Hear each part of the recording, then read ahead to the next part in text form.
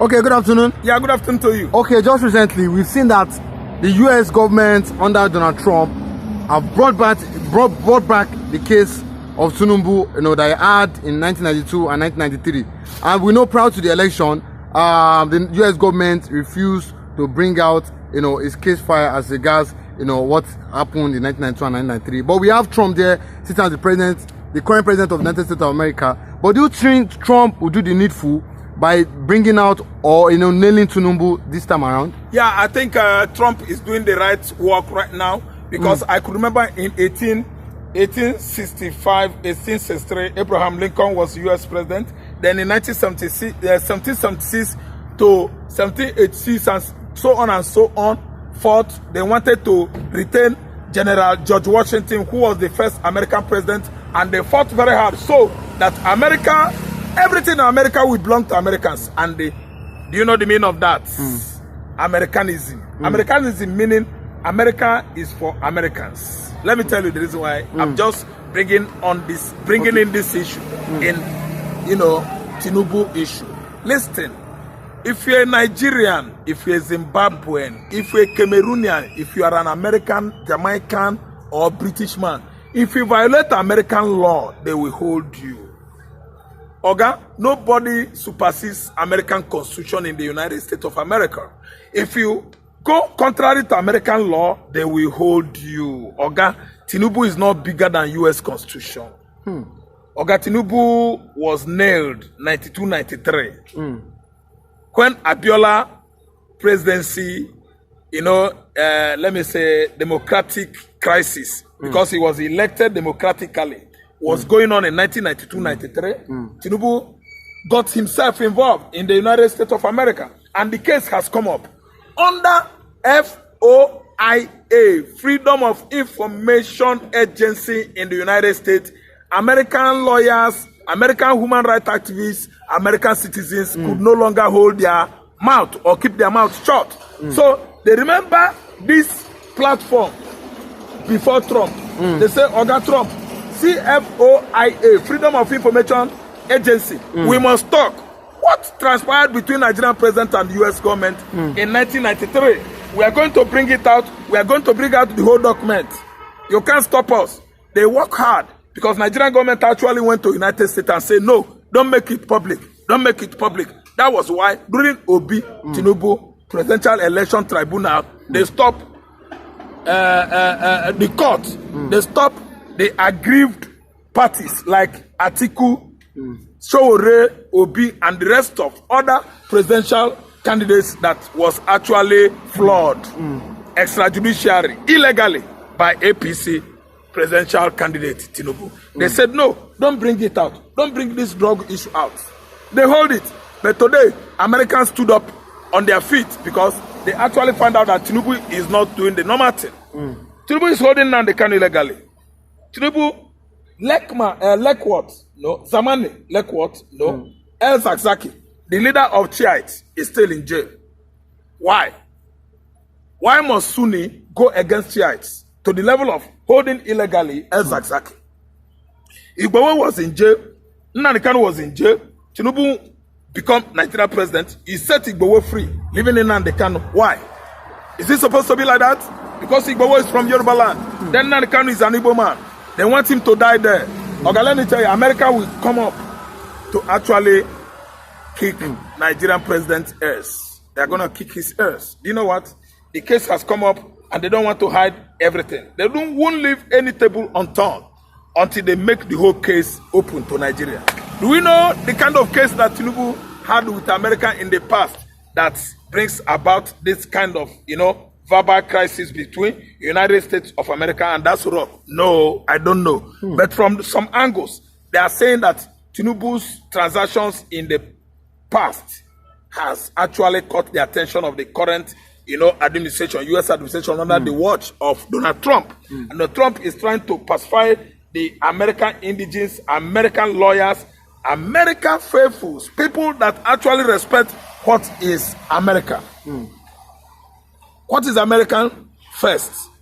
America first. That is Donald Trump's ideology. You see what? Tinubu has cases to answer in the past, 92, 93, when Abiola's issue was, paramount in Nigeria. So this time around, America is trying to develop the kind of, let me say, tribunal, committee that will actually go deep down into forensic investigation to actually know what transpired in the past between Tinubu and the United States of America. And they're coming up with this issue. See, you can't bribe United States of America. Nobody can bribe Donald Trump. Donald Trump is a trumpet man that will never hide any truth. He's not going to leave any table unturned until he actually find out the reality, the truth, and the clarity. And it has come to play out. Tinubu himself, I know and we know how far he has gone to make sure that he blocked America from coming up with his case. That's why he traveled to France, from France to Britain. But we don't know what this case is all about. What is this case? Why are Americans so, very, very, industrious, hardworking to make sure that they don't drain from bringing to the whole world the documents that had actually indicted Tinubu in the past? Something must be there. Something must be there. And what I'm trying to say is that anybody that violates the law must actually go in for it. I have not violated the law. No, I can never go into any, any law or whatever, answering to such criminalities, and I did not commit it. I'm very innocent. Tinubu must actually go for what he has done. Because this time it has happened. It is not Nnamdi Kanu. Yes, it is not Ojuzo Kanu. This time it's not an Igbo man. Oga, I think America, they should come here and actually tell Nigerians that they are the superpower of the world. United States of America is coming. If Nigerian president is indicted of any crime in USA, he must go there. I will never, ever derail from saying, no, leave him, is my president. He's not my president. This current administration has actually suffered all of us to the level that we have never experienced this kind of economic excruciation before. Excruciation in Nigerian history. So if you ask me, I will tell you that I don't have a president. It was during Obasanjo that I had a president. It was during Abacha that I had a president. In fact, when IBB was Nigerian head of state, I had a president that could represent well. So what happened is that if Tinubu is indicted of any crime in the USA, he should go for it. After all, in 2020-21, over 60 Igbos, including Yorubas, some Beninese, were arrested by FBI. They came into Nigeria to pick them on the allegation of various cyber crimes. None of them were actually, let me say, saved by Nigerian government. No, Nigerian government said, carry them, Jari, arrest all of them. Why? Because Buhari is a Fulani man. No Fulani boy, no Fulani youth was among those culprits. Because why? All the culprits are Igbos, Yoruba, and the rest of other ethnicities in the southern Nigeria. That's why Buhari allowed them. They ferried all of them, conveyed them into the United States, and they are serving various jail terms. If Tinubu commits, he should go. I've never mentioned any crime here because I don't know the crime he committed. But one thing that is well known to me is that if you violate United States Constitution, you must enter there. Do you know why? It was a hard work of 55 men in Philadelphia. Listen and listen good. In 1786, 87, and 89, the inception, writing, edition of American Constitution by 55 men. That was after independence. How many years? 10, 11, 16 years. America perfected their constitution in Philadelphia, United States of America. So if Tinubu is indicted of any crime there, I think America, FBI, and the rest of them, they have to come into this country and do the needful.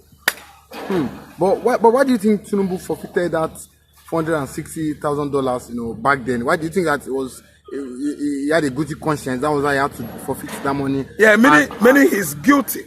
Guilty conscience can allow you to do certain things, do the needful. Maybe the law enforcement agents and the U.S. president, they actually have left that money. Nobody touched that money. They say, okay, you abandon it. Okay, don't worry. One day you are going to answer to it. And the time has come. And for Tinubu to have abandoned such amount of money, he actually has committed a crime. And if you ask me, Raf Tresvant, what kind of crime has Nigerian president committed? I will tell you, say, what I mean. What do you mean? You're asking me this question? I don't have any president here because no one won in 2023. The only person that actually won presidential election was Obi. So what are you asking me? I will refer you to Tinubu to go and find out the kind of crime Tinubu committed in 1992-93 in the United States of America that warranted seizure of his $460,000. I don't know, but all I know is that I'm disseminating highly, guided, not misguided information into the members of public, especially Nigerian diasporans, to understand what is going on. If they actually come after your president, you Nigerian that is watching me now in Europe, your president is better in a position to answer to what has gone wrong. Not me, Raf. Not me. But all I know is that I should pause here. I don't want to waste any more time or analyze, on and on, be analyzing on and on. But I should say thank you for staying. I want you to subscribe from my channel. Subscribe from my channel. Hit notification bell. Like. Come down to the comment section. My name is Raf Tresvant. Discuss with me. We will always chat together. Thank you so much. This is Nation News. Okay. Thank you. Yeah.